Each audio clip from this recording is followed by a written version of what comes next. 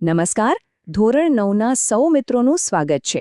ચાલો આજે સાથે મળીને સમજીએ કે અંગ્રેજીના પેપરમાં સારામાં સારા માર્ક્સ પાક્કા કેવી રીતે કરવા.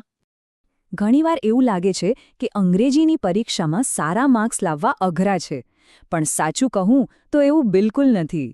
પેપરમાં 3 સેક્શન તો એવા છે જે ખરેખર એક ગોલ્ડન તક જેવા છે, જ્યાં માર્ક્સ મેળવવા એકદમ સહેલા છે.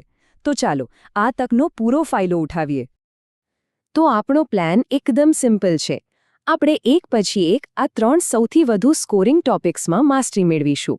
આને એક મિશન સમજીને ચાલીએ, જેથી તૈયારી સહેલી અને રસપ્રદ બની જાય. ચાલો તો સૌથી પહેલા ટોપિક પર જઈએ, લેંગ્વેજ ફંક્શન્સ. હવે આનો સીધો સાદો મતલબ છે વાક્ય પાછળનો ભાવ, હેતુ કે લાગણીને ઓળખવી. બસ આટલું જ. અહીંયા આ ટેબલ પર નજર કરીએ. જુઓ, પહેલું વાક્ય છે હાઉ મેની સ્ટુડન્ટ્સ. આમાં શું દેખાય છે?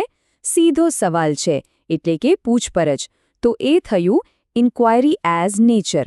હવે બીજું, તાજમહેલનું વર્ણન છે, તો એ છે ડિસ્ક્રાઇબિંગ થિંગ. ત્રીજા વાક્યમાં માઇટ શબ્દ આવ્યો, જે શક્યતા બતાવે છે, એટલે કે એક્સપ્રેસિંગ પોસિબિલિટી. અને છેલ્લું અલ્લાસ. આ શબ્દ જ દુઃખની લાગણી બતાવે છે, માટે એ થયું એક્સપ્રેસિંગ ઇમોશન. છે ને એકદમ સરળ, મેચિંગ ગેમ જેવું. અને હા, આના માટે એક મસ્ત ટીપ છે. કોઈપણ વાક્યમાં બસ એક નાનકડી નિશાની શોધવાની કોશિશ કરવાની. જેમ કે વાક્યના છેડે પેલું પ્રશ્નાર્થ ચિહ્ન દેખાય છે. જો હા, તો બસ સમજી જ લેવાનું કે એ ઇન્ક્વાયરી જ છે.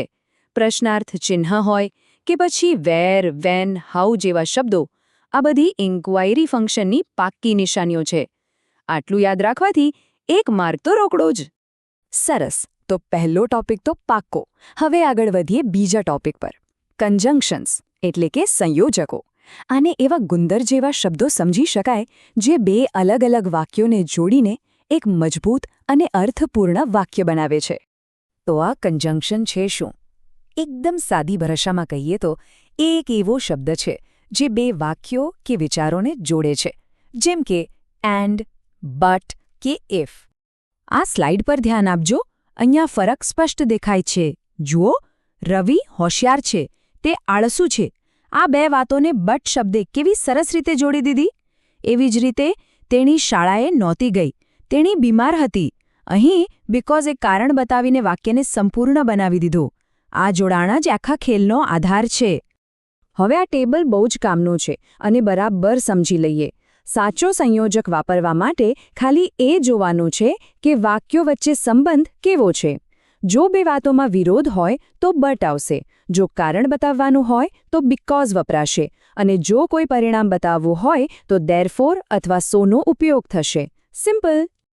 ચાલો હવે આવી ગયા આપણા છેલ્લા અને સાચું કહું તો સૌથી સહેલા ટોપિક પર, સમાનાર્થી શબ્દો એટલે કે નિયરેસ્ટ મીનિંગ શોધવો. આમાં ફક્ત આપણી શબ્દભંડોળ કેટલી સારી છે એ ચકાસાય છે. ચાલો થોડા ઉદાહરણો જોઈએ. એન્શન્ટ, આનો મતલબ શું થાય? પ્રાચીન, એટલે કે ઓલ્ડ.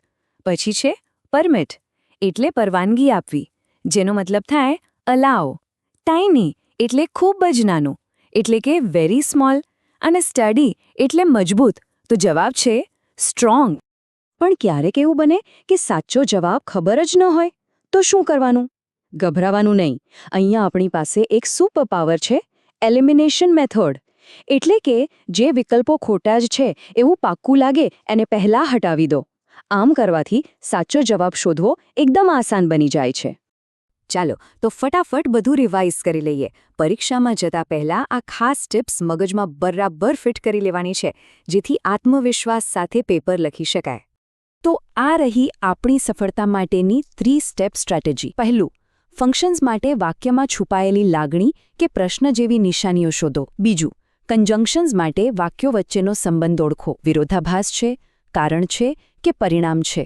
અને ત્રીજું, સમાનાર્થી માટે હંમેશા પહેલા ખોટા વિકલ્પોને દૂર કરો. બસ આટલું જ કરવાનું છે. યાદ રાખજો, સ્માર્ટ તૈયારી જ સફળતાની ચાવી છે. આ 3 વિભાગો પર થોડું ધ્યાન કેન્દ્રિત કરવાથી અંગ્રેજીમાં માત્ર સારા માર્ક્સ નહીં પણ આત્મવિશ્વાસ પણ ચોક્કસ વધશે. આ વ્યૂહરચનાનો ઉપયોગ કરીને અંગ્રેજીમાં સારા માર્ક્સ મેળવવા બિલકુલ શક્ય છે. સૌને પરીક્ષા માટે ખૂબ ખૂબ શુભેચ્છાઓ.